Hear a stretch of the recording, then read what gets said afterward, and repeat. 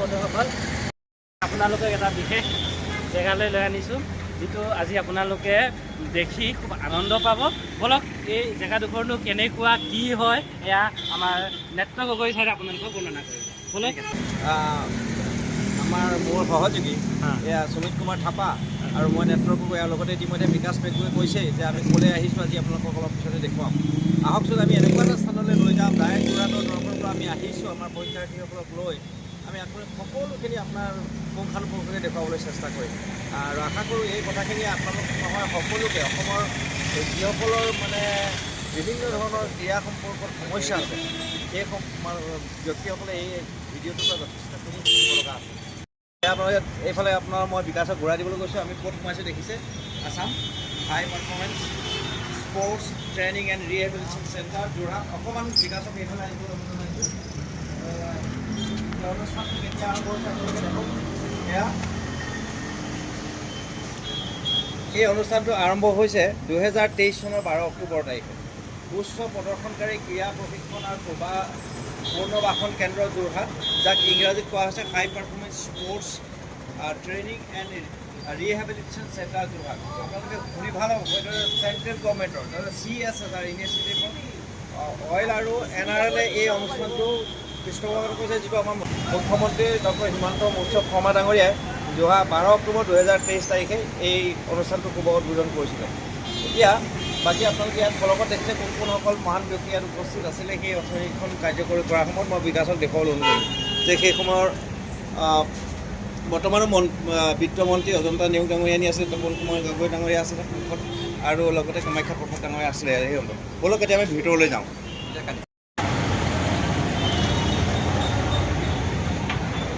বিকাশ, আমি যি স্থানত উপস্থিত আছোঁ আপুনি আকৌ এইফালে দেখুৱাব পাৰে যে Assam high performance sports training and rehabilitation centre.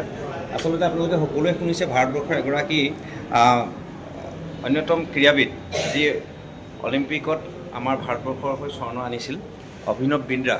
তেখেতৰ এই দ্বাৰা গঠিত এটা অনুষ্ঠান চাওক আপুনি, অভিনৱ বিন্দ্ৰা ইয়াত লিখা আছে। তেখেতৰ এটা বক্তৃতা আছে, it is not every 4 years, it is every day. গতিকে আহকচোন আমি কি আছে ভিতৰত আমি চাওঁগৈ। এয়া এখেতসকলে ইয়াত বহি আছে। নমস্কাৰ। হয়, এইটো হ'ল আমাৰ, মই আগতে কৈছোঁ যে ৰাষ্ট্ৰীয় এগৰাকী আন্তঃৰাষ্ট্ৰীয় ক্ৰীড়াবিদ, আৰু তেখেত আচলতে আমাৰ এতিয়া অলিম্পিকত আমাৰ ভাৰতবৰ্ষৰ কাৰণে বিশেষকৈ এয়াৰ পিষ্টলত তেখেতে মানে গ'ল্ড মেডেল আনিছিলে সেই সময়ত। গতিকে অভিনৱ বিন্দ্ৰা ফিউচাৰিষ্টিক প্ৰাইভেট লিমিটেড বুলি যদিও তেখেতসকলে এটা অনুষ্ঠান গঠন কৰিছে। ইয়াত আপোনালোকে দেখিব যে ভাৰতবৰ্ষৰ 10টা মূল এনেকুৱা কেন্দ্ৰ আছে। সেই 10টা মূল কেন্দ্ৰৰ ভিতৰত অসমত 3টা গঠন হৈছিল, তাৰে 2টা এতিয়া কাৰ্যক্ষম হৈ আছে। এক হ'ল আমাৰ গুৱাহাটীত আৰু দ্বিতীয়টো আমাৰ যোৰহাটত। গতিকে ইয়াত চব আপোনালোকে দেখিব যে এটা বিশাল ভৱনৰ মাজত যিখিনি ইয়াত সা সৰঞ্জাম থাকে, এইখিনি মূল্য আমি জানিব পৰা মতে 150 কোটি। এটকা দুটকা নহয়, 150 কোটি। আপোনালোক মই এইখন দেখিছোঁ, এখন ট্ৰেডমিল, এখন অত্যাধুনিক এখন ট্ৰেডমিল, এইখনৰ দাম বোলে 1.5 কোটি টকা। শুনি আচৰিত হ'ব, যথেষ্ট দাম। 1.5 কোটি। সেইফালে আহক আপোনালোকে। আমাৰ আছে ইয়াত বিশেষকৈ কেইবাটাও ইয়াত মানে পৰীক্ষা কৰা হয়। এজন ক্ৰীড়াবিদৰ কোনোবাখিনি ভুল, কোনোবা ধৰক তেওঁলোকে বডি প'চাৰ কেনেকুৱা হৈ আছে, কিবা হৈ আছে, এইখিনি ইয়াতে সকলো নিৰ্ণয় হয়। যদি কাৰোবাৰ কিবা ভুলো হৈ আছে, কিবা ইঞ্জুৰি হৈছে, এইখিনি ৰিকভাৰীৰ কাৰণেও এইটো মানে বহুত দৰকাৰী কথা। ইয়াত এইখন বৰ্ডত 5টা বিষয় মই চালোঁ। এতিয়া আমাৰ পৰীক্ষাৰ্থীসকলে তাত কৰি আছে। এতিয়া ইয়াতে বডি বেলেঞ্চ, মবিলিটি, পুছ আপ ইত্যাদি কৰি কেইবাটাও বস্তু ইয়াতে মানে ইয়াত পৰীক্ষা কৰে। এইখিনি যদি কাৰো ভুল হৈ আছে এইবিলাক আহি যাব। ইয়াতে 21জন সুদক্ষ মানে ইয়াতে ব্যক্তি আছে, যিখন ট্ৰেইনাৰ বুলি কয়, যাক মানে এটা প্ৰশিক্ষক বুলি কোৱা যায়। আৰু এইখন ভাৰতবৰ্ষৰ বিভিন্ন স্থানৰ পৰা অহা ব্যক্তি আছে ইয়াত, আৰু তেখেতসকলে এই বিষয়ত একদম স্পেচিয়েলিষ্ট আচলতে। আৰু সকলোবিলাক ডিজিটাইজ আপোনাৰ এতিয়া কম্পিউটাৰ পৰীক্ষা হ'ব। তেখেত আমাৰ গগন কপুলি, তেখেত আমাৰ এই অনুষ্ঠানটোৰ মুৰব্বী। গতিকে তেখেতে আচলতে হিন্দীতহে হ'ব গোটেই কথাখিনি। গতিকে আপুনি आप असमीज नहीं समझते हैं ना, इसलिए आप हिंदी में बोलिए क्या ये इंस्टीट्यूशन का वो जो ऑब्जेक्टिव्स है और कैसे हुआ ये थोड़ा आप बताइए। बेसिकली हमारे जो एथलीट्स से पहले इंडिया में वो विदेश जाया करते थे ये ट्रेनिंग लेने के लिए।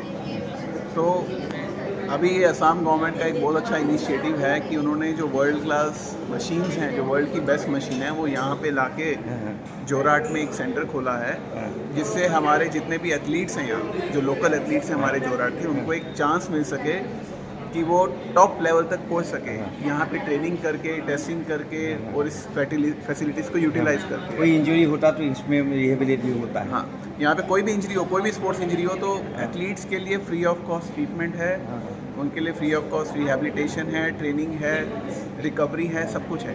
ये कितनी कीमत का ये एसेट है? ये this is more than 100 crore, 100 crore, more than 100 crore. तो असम गवर्नमेंट ने, NRL ने, ऑयल इंडिया लिमिटेड ने काफ़ी यहाँ पे सिर्फ पैसा ही नहीं लगाया है, अपना एनर्जीज़ को लगाया है ताकि यहाँ के लोगों को फ़ायदा हो सके। आप थोड़ा इधर आइए, हम लोगों को समझ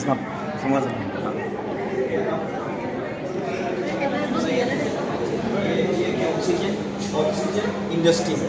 ये ऑक्सीजन इंडस्ट्री से कैसे क्या है, या इसका ऑब्जेक्टिव क्या है कि किस लिए इसको बेसिकली बोलते हैं हाइपरबेरिक चैम्बर। हाइपरबेरिक चैम्बर मतलब जैसे मान लो आप स्पोर्ट्स खेल के आए हैं और आपके अंदर सॉफ्ट टिश्यूज़ में इंजरी है, इसके अंदर आपको 4 टाइम्स फ्रेश ऑक्सीजन मिलेगी जो इन्वायरमेंट में पाई जाती है। 4 टाइम्स और fresh oxygen you are going to get inside to getting environment.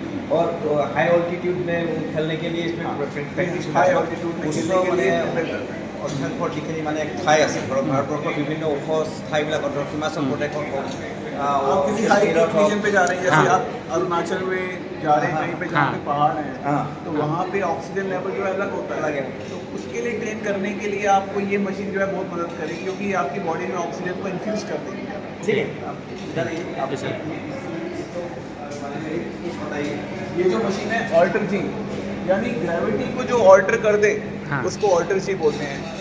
इसमें मान लीजिए आपका कोई भी लिगामेंट टियर है नी के अंदर और आप स्पोर्ट्स में जल्दी वापस आना चाहते हैं, तो अगर आप डॉक्टर से पूछेंगे तो बोलेगा अभी आपको भागना नहीं है क्योंकि आपके लिगामेंट टियर है। लेकिन आपको स्पोर्ट्स में जल्दी आना है, तो ये मशीन क्या करेगी कि आपके नी को प्रोटेक्ट करते हुए, क्योंकि ये मशीन क्या करती है आपके नी जॉइंट पे, एंकल जॉइंट पे, हिप जॉइंट पे लोड को रिड्यूस कर देती है। আচ্ছা, মই এইখিনি এটা কথা ক'ব বিচাৰিছোঁ আপোনাৰ এই মেচিনটো যে দেখিছে, এই মেচিনটো বোলে এনেকুৱা এটা আচৰিত এটা মেচিন। এই মেচিনটো বিদেশৰ পৰা আমদানিকৃত মেচিন, আৰু এই মেচিনটোৰ কথা 1 কোটি টকাৰ ওপৰত বুলি কৈছে ইতিমধ্যে। আৰু এই মেচিনটো আপুনি যেতিয়া সোমাই উঠিব, তেতিয়া আপুনি চন্দ্ৰৰ পিছত খোজকাঢ়ি দিবা, যেনেকৈ আমাৰ কমি যায়, ৱেইটটো কমি যায়। आपने ऋषभ पंत का नाम सुना है? हाँ, ऋषभ पंत का जो एक्सीडेंट हुआ था, वो एक्सीडेंट के बाद क्रिकेट में इतनी जल्दी तभी आ पाया उसने ये मशीन यूज़ की। এই মেচিনটোৰ কাৰণে ৰিখব পণ্টে फोटो है ये मशीन यूज़ करते हैं। আহিব। আচ্ছা, ইয়াতে যিবোৰ মানুহৰ যদি কোনোবা ভৰিত বা কোনোবা যেতিয়া ৱেইটটো হাতত খোজকাঢ়িব নোৱাৰা হৈ যায়, তেতিয়া মানুহৰ এটা নিজৰ মাজত কনফিডেন্সটো, মানে আত্মবিশ্বাসটো কমি যায়। वो कॉन्फिडेंस लेवल बढ़ी जब लाहे लाहे बहुत जल्दी वापस आएगा, क्योंकि आपका लोड कम आ रहा है, आप तेज दौड़ पाओगे। তলৰ মানে একেবাৰে সাপোৰ্ট সিস্টেম এক মিল जाता है, मतलब ট্ৰেডমিলে আছিলে, তলৰ এটা ট্ৰেডমিল আছে, ये पूरा वैक्यूम ভেকিউম আৰু তাৰ ট্ৰেডমিল সোমাই আছে। কিন্তু এইটো বহুত মানে বহুত কৃত্ৰিম হয়, মানে বহুত अत्याधुनिक है ना मेशीन लेटेस्ट। इसको थोड़ा बताइए। ये बेसिकली हम जैसे VO2 मैक्स सीपैट टेस्टिंग करनी है, आपको एथलीट की ऑक्सीजन कैपेसिटी को देखना है, जिसके अंदर कितनी ऑक्सीजन कैपेसिटी है, कितना वो एरोबिक वर्कआउट एनरोबिक वर्कआउट कर पा रहा है। इसमें डिफरेंट टेस्ट होते हैं जिससे आपकी ऑक्सीजन एफिशिएंसी के बारे में पता चल सकता है कि कितनी ऑक्सीजन एफिशिएंसी आपकी बॉडी में है। ये मशीन बेसिकली उसके लिए टेस्टिंग के लिए काम आती है। আচ্ছা, ইয়াতে আপোনালোকে দেখিছে, অলপতে আমি দেখুৱাইছিলোঁ, মাস্ক লৈ ইয়াতে খোজকাঢ়িব, এইটো ট্ৰেডমিল হয়, এইটো ট্ৰেডমিল হয়, কিন্তু ইয়াতে মানে অক্সিজেন লেভেলটো মানুহৰ পোৱা যায়। মানে কিছুমানক এতিয়া বহু ক্ষেত্ৰত মানে কি হয়, মানুহে নাজানে আচলতে। বাকী অংশবোৰ পাবৰ কাৰণে মোৰ এই পেজটো আপোনালোক সকলোৱে ফ'ল' কৰি দিব আৰু লাইক কমেণ্ট শ্বেয়াৰ কৰি দিবৰ কাৰণে আপোনালোকে নাপাহৰিব। ধন্যবাদ।